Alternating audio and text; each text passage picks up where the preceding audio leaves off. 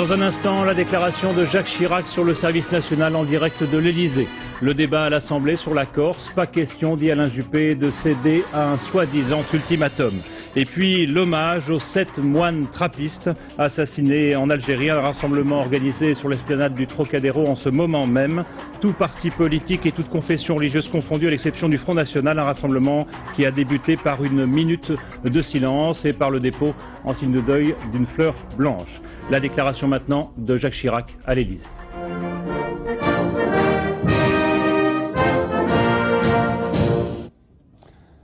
Mesdames, Messieurs, mes chers compatriotes, le 22 février dernier, je vous ai fait part de ma décision de professionnaliser l'ensemble de nos forces de défense.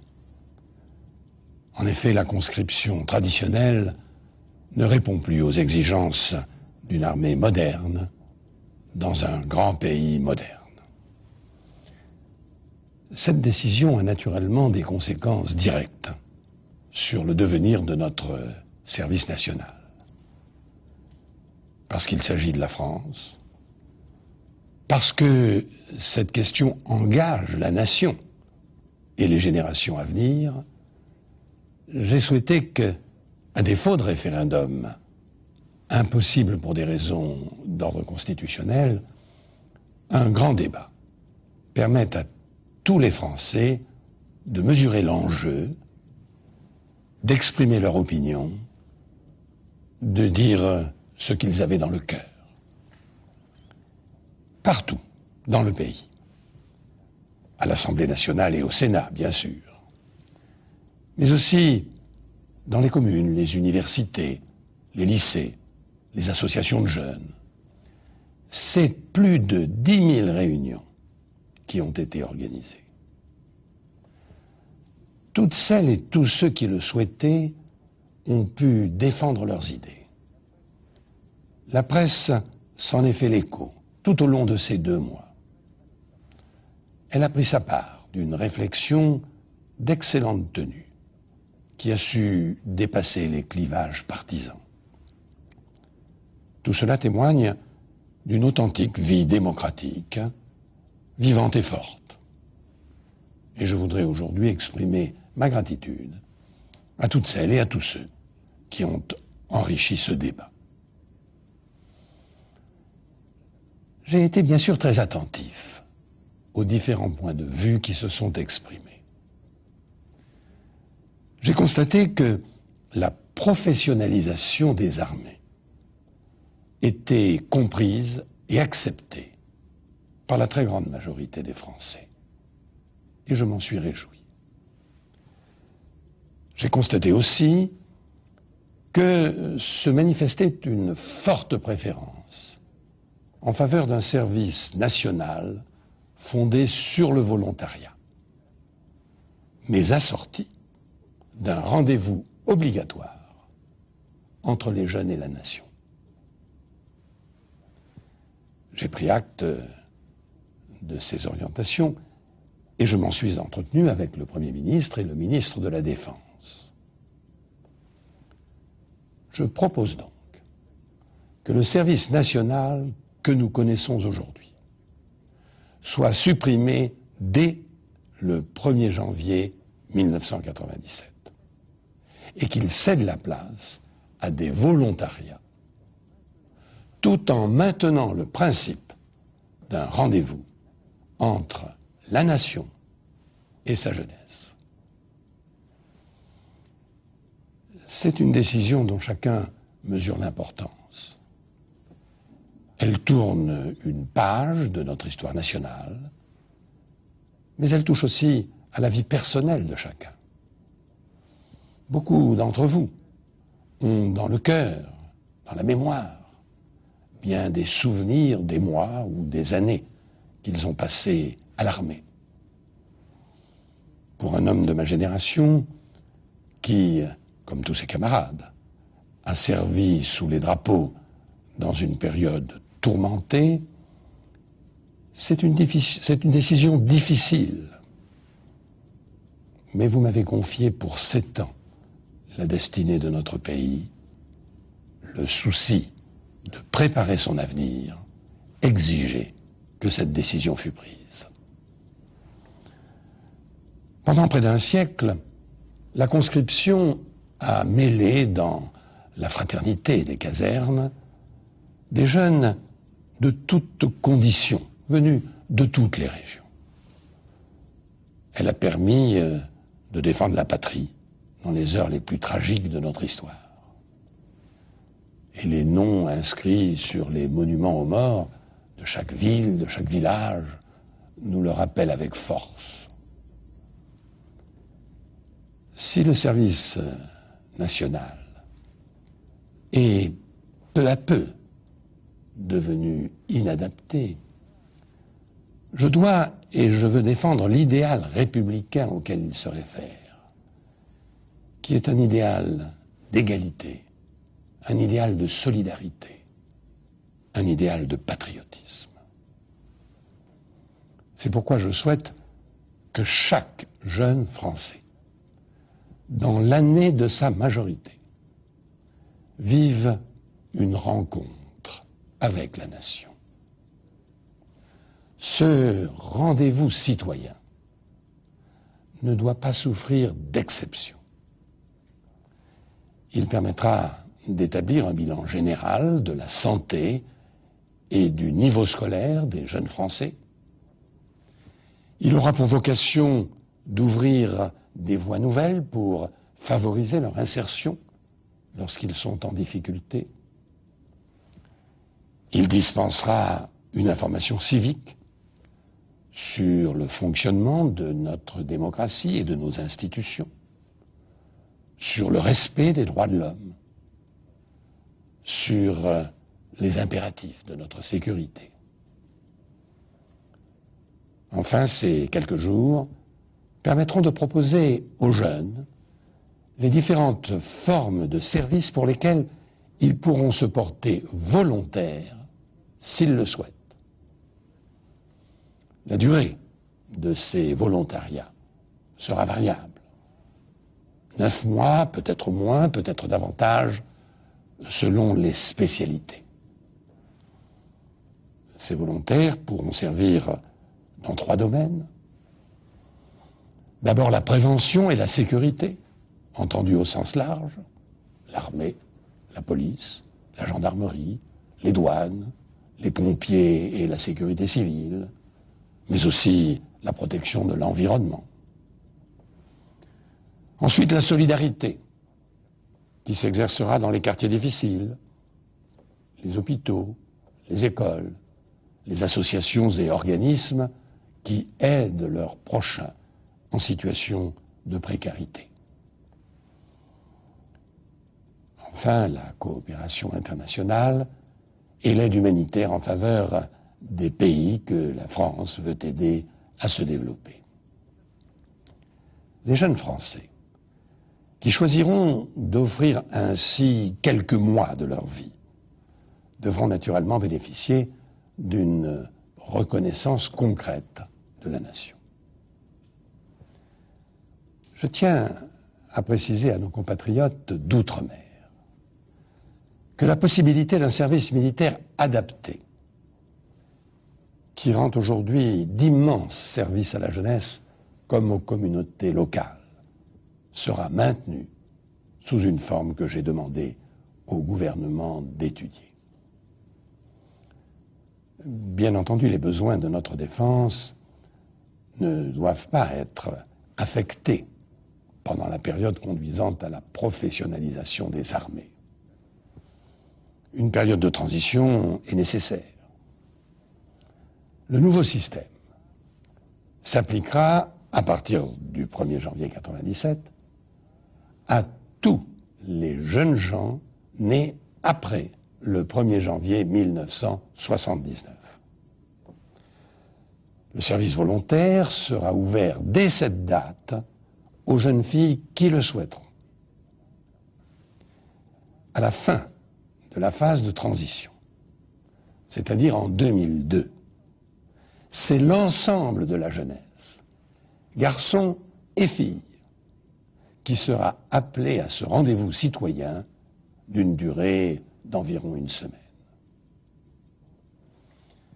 Quant aux jeunes gens sursitaires, nés avant le 1er janvier 1979, ils continueront, comme leurs camarades actuellement incorporés, à effectuer leur service national selon l'ancienne formule, mais avec une durée qui sera progressivement réduite.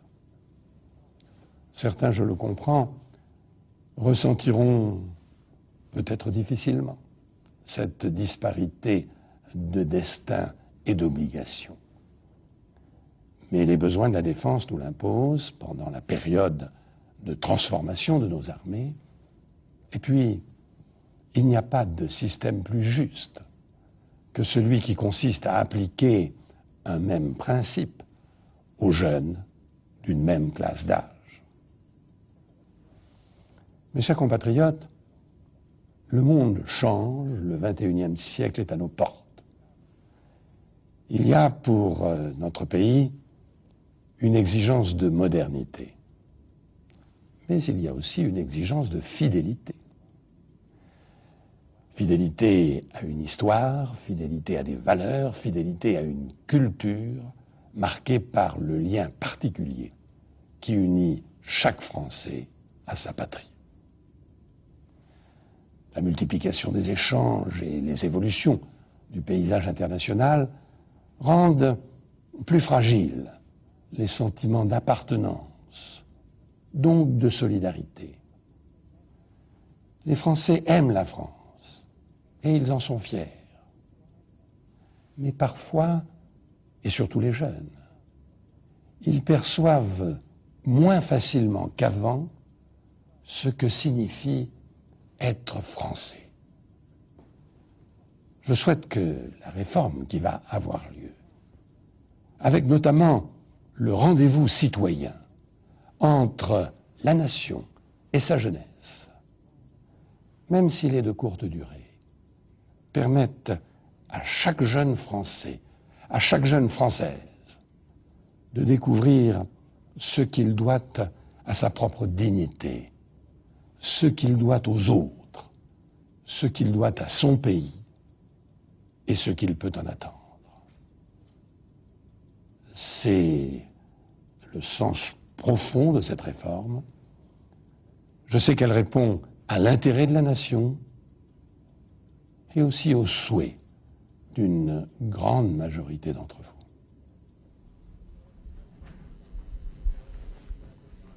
Voilà, c'était donc la déclaration faite à l'Élysée par Jacques Chirac. Le service national disparaît donc, du moins dans sa forme actuelle, mais il y aura toujours une sorte de rendez-vous citoyen, pour reprendre cette terminologie, un rendez-vous obligatoire et pour tous, hommes ou femmes, et bien sûr un service sur la base du volontariat. Mais avant de revenir sur tous ces points, voyons d'abord quelle a été la journée de Jacques Chirac, qui a consulté jusqu'au dernier moment, recevant même à déjeuner une vingtaine de jeunes concernés par le service. Jeff Wittenberg et Alain Dubas.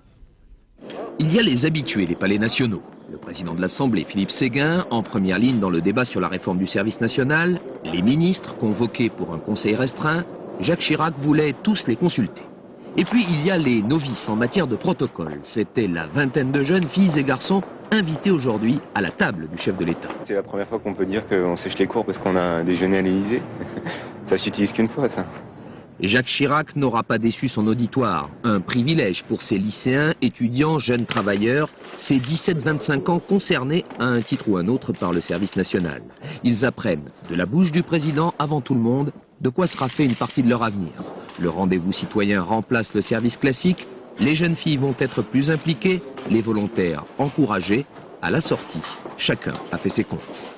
Moi par exemple j'ai 17 ans, donc d'ici 2002 je serai en plein dans la réforme. Donc j'aurai effectivement le choix. Pour moi rien n'est changé vu que j'ai 18 ans révolu. Moi je ne tomberai pas dans la réforme de 2002, donc j'aurai l'occasion de faire mon service militaire de 9 mois. Vous serez volontaire? Moi personnellement, si on me le proposait, je n'hésiterais pas à m'engager, oui, pour des actions humanitaires par exemple. L'Élysée a beaucoup consulté avant de trancher ce soir. La réforme du service est maintenant sur les rails. Alors à quoi devrait donc ressembler ce fameux service de demain? Les explications de Nathalie Saint-Cric. Création d'un service volontaire et période obligatoire de courte durée, tels sont les deux axes de réforme arrêtés par Jacques Chirac. Le service national est abandonné, il est remplacé par un rendez-vous citoyen. En clair, tous les garçons âgés de 18 ans seront convoqués pour une période d'environ une semaine. L'occasion d'évaluer l'ensemble d'une classe d'âge, bilan scolaire, bilan de santé, dépistage d'éventuels problèmes sociaux, orientation professionnelle. L'occasion aussi de sensibiliser les jeunes aux questions de défense et de leur dispenser une formation minimum. Obligatoire dans un premier temps seulement pour les garçons, ce rendez-vous citoyen le sera aussi pour les filles à partir de 2002. Deuxième axe, un service fondé sur le volontariat. D'une durée de 10 à 18 mois, il sera proposé aux jeunes, filles et garçons, de 18 à 25 ans, dans 3 domaines, défense et sécurité, action sociale et humanitaire ou encore coopération. Arlette Chabot, le service va donc disparaître, mais Jacques Chirac a opté pour une solution à mi-chemin entre la suppression totale de la conscription et puis son maintien. Il faut dire que sur cette question, la majorité et l'opposition étaient complètement divisées. Oui, alors ce soir, on peut dire qu'une page est tournée, que c'est un moment de notre histoire que nous vivons avec la disparition d'une figure française, celle du bidas, dont les souvenirs animaient les fins de repas de famille et dont le portrait était en bonne place dans l'album de photos. La fin du service militaire d'aujourd'hui est la conséquence de la décision du président de la République de professionnaliser l'armée. Mais le débat organisé ces dernières semaines dans toute la France a bien montré l'attachement des Français et surtout des élus de droite comme de gauche au maintien d'un lien entre l'armée, la nation et ses jeunes. L'armée restant un lieu d'intégration et de formation. D'où les orientations annoncées ce soir, service civil volontaire et surtout ce rendez-vous citoyen obligatoire pour tous les jeunes garçons et les filles en 2002. Les jeunes recevront donc une éducation civique élargie, une possibilité aussi d'aide pour leur orientation professionnelle et ainsi sera établie aussi une sorte d'évaluation d'état des lieux et des besoins de la jeunesse française. Mais le plus difficile maintenant, c'est bien sûr de mettre en place la transition entre les deux systèmes et parallèlement d'organiser cette armée professionnelle avec la restructuration des industries de défense. Donc une bonne nouvelle ce soir pour les jeunes nés après le 1er janvier 1979 et la réforme, elle, est loin d'être achevée. Et pour les filles qui pourront donc faire leur service d'une certaine façon. Toute semaine. L'hommage rendu aux 7 moines trappistes assassinés en Algérie, hommage au Parlement cet après-midi avec une minute de silence, hommage sur l'esplanade du Trocadéro par un rassemblement ce soir, toutes confessions religieuses et tous partis politiques confondus à l'exception du Front National. Sur place, nous retrouvons Guylaine Chenu et Bernard Giraudon. Silence pour les 7 moines trappistes de Tibérine tués en Algérie. Une minute de recueillement pour une cérémonie aux multiples symboles. Si nous nous taisons, les pierres hurleront. Une phrase écrite par les moines en 1994 au lendemain de l'assassinat de 7 Croates en Algérie. Et des fleurs blanches dans toutes les mains. Le blanc, c'est la pureté. On ne tue pas des religieux, on ne tue pas des gens qui font le bien.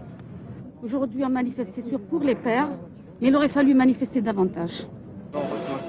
Une démonstration unanime pour condamner l'assassinat des 7 moines et dénoncer toute violence terroriste. Côte à côte, des hommes politiques de tous bords. Tous les partis sont là, excepté le Front National. Présents également, hommes d'église et syndicalistes. Un œcuménisme qui ne cache pas quelques différences de vue. Ils prennent en otage, ils n'auront pas notre indifférence. Et au bout du compte, c'est nous qui l'emporterons. Je pense que c'est le crime de l'échec de l'humanité. Et de ce côté-là, il était indispensable que tous, on le dénonce. Il est souhaitable qu'on n'ait pas besoin de crimes aussi odieux pour que l'engagement politique de la France soit à la hauteur de ce qu'on attendait dans ce pays. Dernier geste en hommage aux 7 moines trappistes. Depuis 1993, 39 Français ont été assassinés en Algérie, dont 18 religieux. Et à propos de la polémique sur les négociations qui auraient eu lieu entre le gouvernement français et le GIA pour la libération des otages, Hervé de Charette a démenti à nouveau aujourd'hui tout contact de ce genre, tout en précisant qu'un messager du GIA avait bien remis une cassette à l'ambassade d'Alger, l'ambassade de France, à Alger, et qu'un accusé de réception lui avait bien été remis en échange. Sur place en Algérie, les corps des 7 moines assassinés n'ont toujours pas été retrouvés. Nos envoyés spéciaux Véronique Tavo et Christian Autin ont cherché à savoir comment ce drame était perçu à la sortie des mosquées. Journée de solidarité et de prière, la fête de l'Achoura est un moment de communion pour les musulmans, un moment où on partage ce que l'on a avec les plus pauvres. Au pied de la Casbah, dans la grande mosquée d'Alger, beaucoup de fidèles s'étaient rassemblés cet après-midi pour y prier. Pas de prêche pourtant, juste un moment de recueillement. Difficile en cette journée où rapprochement et solidarité sont évoqués un peu partout, de ne pas parler du sort des 7 moines trappistes. Mais impossible ici d'obtenir la moindre réaction des fidèles. La crainte de parler devant une caméra française reste la plus forte. Seul l'imam va accepter de nous répondre. Dans ses propos, aucune ambiguïté possible. Ces assassinats, nous les condamnons, qu'ils soient commis contre des chrétiens, des juifs ou des musulmans. L'islam condamne tous ces actes de barbarie. Et lorsqu'ils touchent ceux avec qui nous avons des relations de proximité, comme avec l'Église ici, cela nous affecte bien sûr particulièrement. Est-ce que nous acceptons que des musulmans soient tués en France? Non. Nous n'acceptons pas non plus l'assassinat des chrétiens ou des juifs sur notre terre. L'islam est une religion de justice. Un dialogue islam-christianisme, voilà le point sur lequel les autorités religieuses insistent particulièrement ces derniers jours à Alger.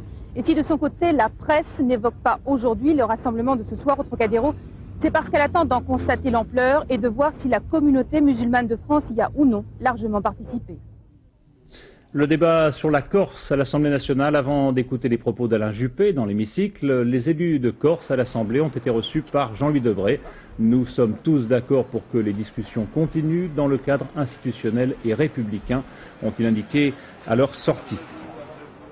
Quelques instants plus tard, à l'Assemblée nationale, Alain Juppé a rejeté l'ultimatum lancé par les nationalistes corses. La Corse, a-t-il dit, c'est la France, et le gouvernement ne saurait accepter les termes d'un soi-disant ultimatum ou les menaces formulées par tel ou tel dirigeant nationaliste, une allusion aux propos tenus hier soir sur notre antenne par Charles Pierry, l'un des leaders de la Concoute. Roland Sicard et Roger Mathurin. Alain Juppé n'avait pas l'air de s'inquiéter. C'est que son discours sur la Corse, il l'avait soigneusement préparé avant d'arriver à l'Assemblée. Chaque mot avait été pesé. Résultat, des formules simples. Pas question de céder aux ultimatums, pas question d'indépendance, pas question de nouvelles réformes institutionnelles. La solution, c'est la création d'une zone franche pour développer l'économie. Mais il y a des conditions. Juppé choisit la fermeté. Le retour à la paix publique est une absolue nécessité. Tous ceux qui commettent en Corse des crimes ou des délits, quelle qu'en soit la nature, doivent être interpellés et traduits devant la justice. Si la paix publique n'était pas rétablie en Corse, tôt ou tard, la création de la zone franche apparaîtrait comme une fausse bonne idée. C'est clair, l'État a donc décidé de reprendre les choses en main. Et pour la droite, ça tombe bien, c'est justement ce qu'elle réclamait. Cette situation ne peut plus durer. Et il faut que la loi républicaine s'exerce en Corse. Il n'est plus question de réforme, ni de donner davantage d'argent. Ça n'est pas ça la question. Que l'État assume ses missions, et les assume bien dans les responsabilités qui sont les siennes, sécurité, justice, État de droit, et que les élus locaux fassent leur travail dans le domaine du développement économique en coopération avec l'État et avec l'Europe. Seulement à gauche, la fermeté du gouvernement, personne n'y croit. L'opposition parle de double jeu. Cet appel à la fermeté a sonné comme un désaveu cinglant de l'action du garde des Sceaux et du ministre de l'Intérieur qui depuis un an négocie en cachette avec une branche du FLNC. Nous craignons qu'avec cette politique, le règne de la voyoucratie l'emporte sur la démocratie. Bref, le consensus sur la Corse n'est pas à l'ordre du jour. Les femmes du Manifeste pour la vie qui luttent dans l'île contre la violence et qui avaient fait le déplacement l'avaient pourtant espéré. Elles vont encore devoir attendre. La Corse, elle, est toujours dans l'attente de solutions politiques et économiques. Messieurs Gaudin et Lamassoure doivent s'y rendre demain et après-demain. Ce matin, 1 millier d'agriculteurs manifestaient à Ajaccio, une manifestation où se trouvaient côte à côte les principaux leaders nationalistes entourés de leur garde du corps.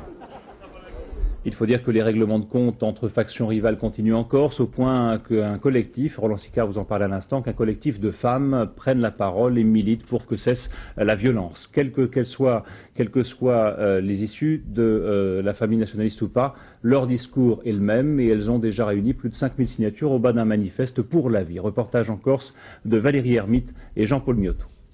Et l'élucidation de certains meurtres. Je suis là pour ça, madame. Je suis là pour ça. Jacques Toubon les avait trouvés sur sa route, comme désormais tout le monde les trouvera sur sa route. Ce sont des femmes en Corse qui, les premières, ont osé prendre la parole. À la violence des armes, elles opposent celle des mots. Qu'on arrête de tuer nos enfants, de faire des tombes. La Corse est devenue une tombe où on enterre nos gosses. Alors ça suffit. On met 9 mois pour les mettre au monde. On souffre, on ne veut plus les voir mourir. Assez de violence, assez. Nous voudrions que notre parole soit enfin entendue, parce que c'est vraiment, ça nous amène trop loin maintenant. Sur ce seul mot d'ordre, 1 millier de personnes sont descendues dans les rues de Bastia. Un beau succès dans une île où la peur se vit plus qu'elle ne se dit. Leur mouvement est né à Bastia, un jour d'hiver 95. Après une véritable hécatombe, 4 morts en une semaine. À partir du moment où on a montré qu'avec une arme on pouvait tout obtenir, on s'aperçoit qu'une jeunesse monte et n'a pas idée d'avoir les choses autrement que par les armes. Ce qu'on a voulu, c'est un éveil des consciences. On ne demande rien d'autre que l'application de la loi. Tout le monde en a plein la bouche de l'application de la loi. Que l'on n'entende pas seulement les coups de feu, les déclarations de ceux qui portent les armes, qu'on nous entende. Ex-sympathisante nationaliste ou farouchement contre, elles disent ensemble basta.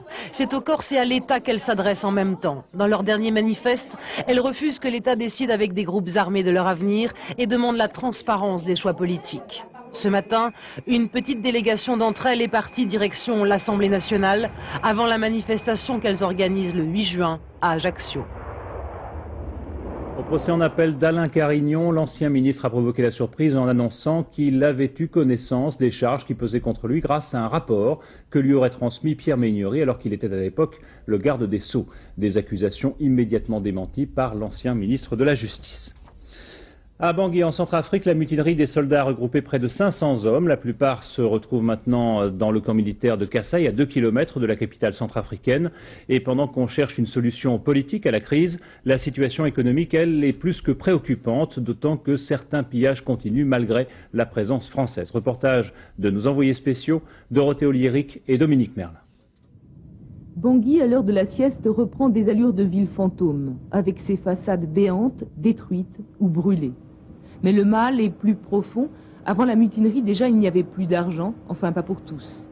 Après une semaine de crise, Bangui est à genoux. Les salariés ne seront pas payés, alors on reparle de la grève.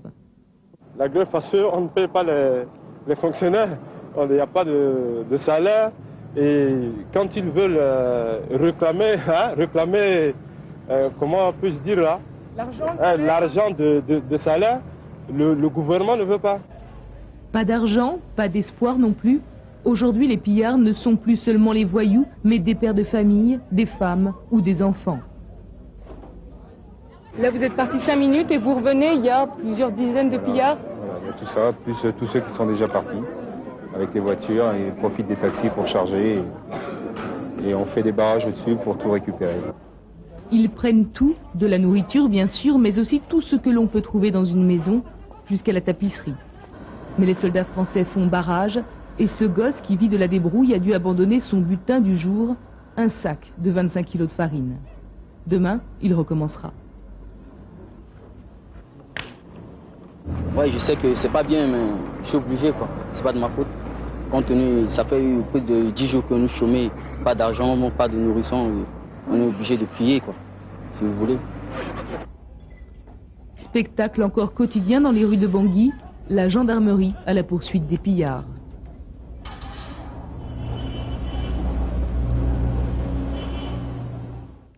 Au Burundi, la France a annoncé aujourd'hui qu'elle suspendait sa coopération militaire. Paris invoque des problèmes de sécurité et l'impasse politique dans laquelle se trouve le Burundi. Pour justifier cette décision, tous les coopérants militaires auront quitté le pays d'ici au 9 juin.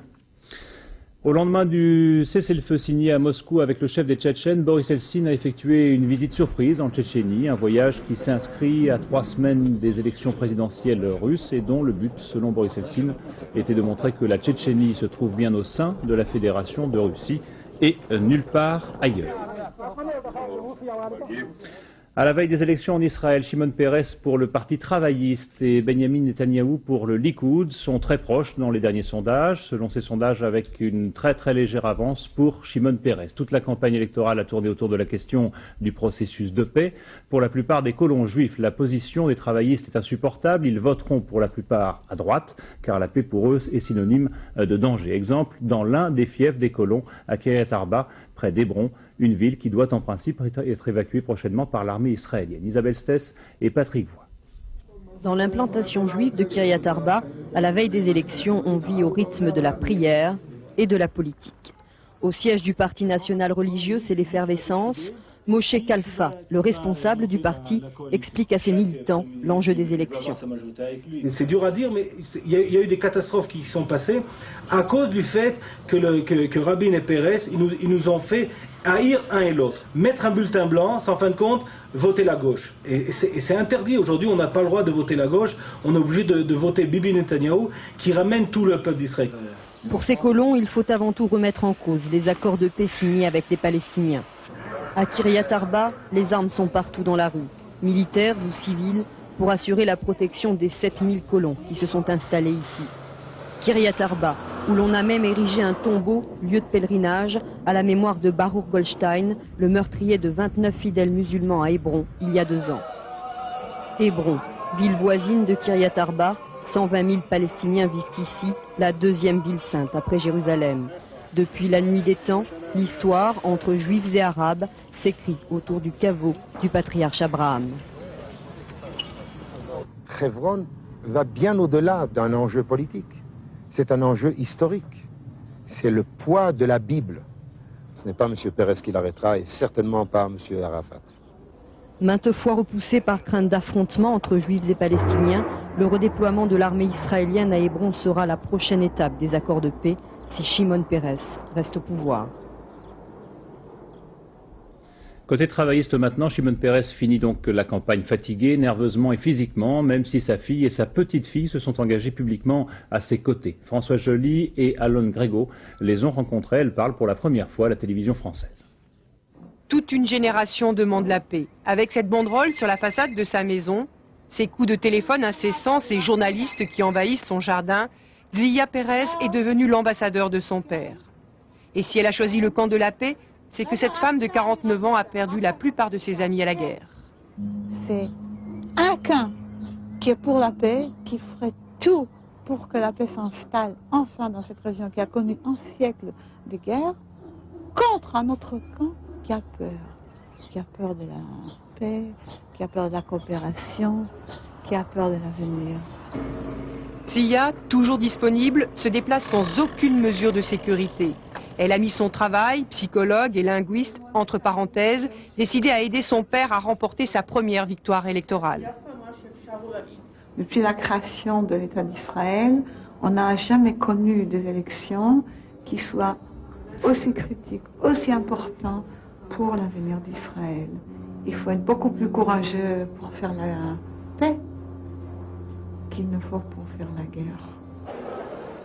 Elle a 20 ans. Elle est la petite fille de Shimon Peres avec sa mère. Ce soir, elles sont les invitées de Dan Shilon, l'un des programmes les plus regardés de la télévision israélienne. Michelle étudie les arts dramatiques à New York. Mais ces derniers jours, c'est ici, à Tel Aviv, qu'elle entre en scène pour son grand-père. Nous avons essayé la guerre, l'occupation. Nous avons eu l'intifada, le terrorisme. Tout ça n'a rien réglé. La seule solution pour sortir de tout ça, c'est de gagner la guerre, contre les guerres, gagner la paix. Ce soir-là, dans cette émission, les boules de cristal, les pendules et les cartes de tarot n'ont pas levé les incertitudes d'une famille. Interrogés sur le vainqueur des élections de demain, comme dans les sondages, les médiums ont renvoyé dos à dos Shimon Peres et Benyamin Netanyahou. Un ancien vice-ministre iranien a été découvert assassiné chez lui à Créteil, dans le Val-de-Marne. Il aurait été abattu de 3 balles hier soir. Selon ses proches, cet ancien ministre de Chapour-Bakhtiar était connu pour ses prises de position contre le gouvernement iranien.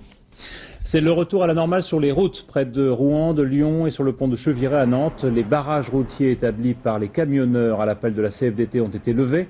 Les routiers réclament un statut autorisant 240 heures maximum de travail par mois pour un salaire de 10 000 francs bruts et la retraite à 55 ans. Les barrages sont donc levés ce soir. Ils ont appris qu'ils seraient reçus jeudi au ministère des Transports.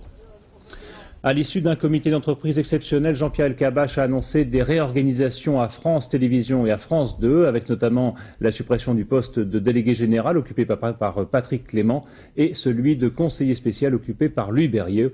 Commentaire des syndicats sur cette réorganisation. Pour la CFDT, la CGC, la CGT et le SNJ, le départ de l'équipe en place est inéluctable. FO et la CFTC, pour leur part, prennent note de ces mesures, attendent les prochaines nominations et les orientations stratégiques futur de la direction. Roland Garros, à l'exception des têtes de série comme Muster ou Steffi Graf qui se sont qualifiés, la journée a surtout été marquée par les Français. Forger, Pioline, Butch et les autres l'ont tous emporté. Laurent-Frédéric Bollet et Alain Poirier. Faut-il aimer le tennis pour venir s'angoisser sur un court en plein soleil? Pour Guy Forger, sous les yeux de sa femme, c'était qui tout double. 4 partout dans le 5e set face au Russe Chesnokov. Match interrompu hier soir. Aujourd'hui, il fallait dominer la peur, sa peur de quitter le tournoi sur quelques points. Guy Forger a donc eu peur, mais en 11 minutes, il a réussi à se sortir du piège. 6-4 au 5e set, délivrance. Et les matchs, il faut les gagner. Alors, en 5-7 sur terre battue, c'est long, c'est même chiant des fois. Ça dure vraiment très longtemps. Et bon, c'est surtout bien quand on gagne, parce que là, si j'ai perdu, aller au vestiaire maintenant, j'ai envie de me pendre. Lui, il ne s'est pas pendu, mais il a eu mal. Gérard Solves, autre Français, 171e mondial, victime de crampes, à 5 partout dans le 5e set encore. Ça fait mal, on souffre, mais au final, on fait une perf en battant le Sud-Africain Ondruska. 8-6, dernier set, et une crampe qu'on oublie au moment de la victoire. Et puis, revoici Thierry Champion, le bien nommé, dans un de ses combats classiques. 2 jours de match, 5-7 aussi, 7-5 dans la dernière manche. Champion, l'increvable, l'inusable, l'inoxydable. Comment fait-il donc? C'est simple, il a une méthode, il gagne parce qu'il a failli perdre. À partir du moment où j'ai le break contre moi au 5e set, j'essaie de me relâcher, d'avancer un peu plus sur mes retours, de laisser partir. Et je suis revenu et à partir de là, il fallait tenir. Une journée radieuse et française. Cédric Pioline a montré de grandes choses. 3-7 face à l'Argentin Frana. Arnaud Butch n'a pas eu peur du central pour se débarrasser de l'Américain Palmer. 3-7 là aussi, il y a des jours où tout vous sourit. Les malheurs des Girondins de Bordeaux après avoir vu partir leurs meilleurs joueurs de football, puis leur entraîneur, c'est maintenant leur président Alain Flelou qui quitte le club après 5 ans de présence. François Privat et Philippe Ritten. L'heure est donc venue pour Alain Flelou de quitter les Girondins. Une décision personnelle expliquée ce matin. J'ai laissé la place nette, l'argent est dans les caisses, les décisions importantes et impopulaires ont été prises. Je veux que les gens qui vont assumer le club à partir d'aujourd'hui aient les mains complètement libres pour savoir s'ils font signer tel joueur ou tel joueur ou tel joueur. Pourtant, l'opticien laisse un club sportivement à la dérive. 9 de ses meilleurs joueurs, dont les internationaux Zidane, Dugarry et Lizarazu, quittent l'équipe dans un climat de tension extrême. J'estime inadmissible de la part du président d'un club de traiter ses joueurs de menteurs et de petits cons, puisqu'il l'a dit aussi. Je crois qu'il est indigne d'être président des Girondins. Successeur annoncé d'Alain Flelou, un viticulteur du Bordelais, Jean-Louis Triot, inconnu dans le monde du football. Il confirme la décision de l'opticien d'écarter l'ancien entraîneur, Garnot Rohr, au profit de Roland Courbis, de retour en Gironde dès cet après-midi. Si je m'étais posé la question de savoir qu'on m'appelait pour une mission impossible, je ne serais pas venu, malgré toute la passion et l'affection que je peux avoir pour les Girondins de Bordeaux, avec les souvenirs et la reconnaissance que j'ai. Mission tout de même difficile pour Courbis. Les Girondins de Bordeaux viennent d'imploser 2 semaines après leur défaite en finale de Coupe d'Europe face au Bayern de Munich. Mylène Farmer arrive à Bercy. Elle ne s'y était pas produite depuis près de 7 ans. Avant de retrouver Mylène Farmer en duplex de sa loge, qui se trouve à Bercy, la présentation de son spectacle avec Jean-Jacques Dufour. Dans la vie de cette Canadienne, Mylène est née à Montréal, la chanson est un accident. En effet, elle rêvait d'être comédienne. Oui, mais voilà, les hasards de la vie ont conduit cette fausse rousse sur une autre voie. Sa voix justement, mais avec un X, on l'entend pour la première fois en 84. Le début d'une carrière où l'image tient autant de place que le son.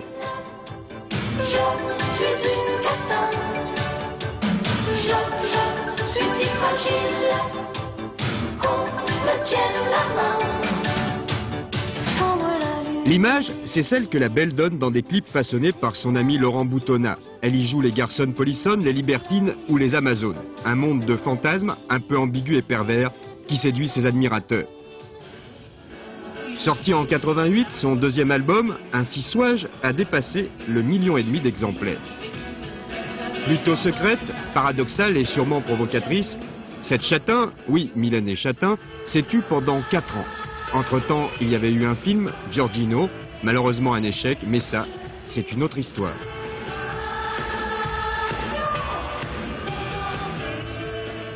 Alors Mylène Farmer, bonsoir. Merci beaucoup d'être avec nous ce soir. On ne vous voit pas souvent sur scène, c'est un choix? Oui, parce que j'aime les choses rares, que j'ai besoin d'une émotion qui soit grande. Et voilà pourquoi j'ai choisi de faire peu de scènes. Et qu'à chaque fois, c'est une émotion qui est très étonnante. Mais ce contact avec le public, c'est quelque chose que vous recherchez quand même, dont vous avez besoin?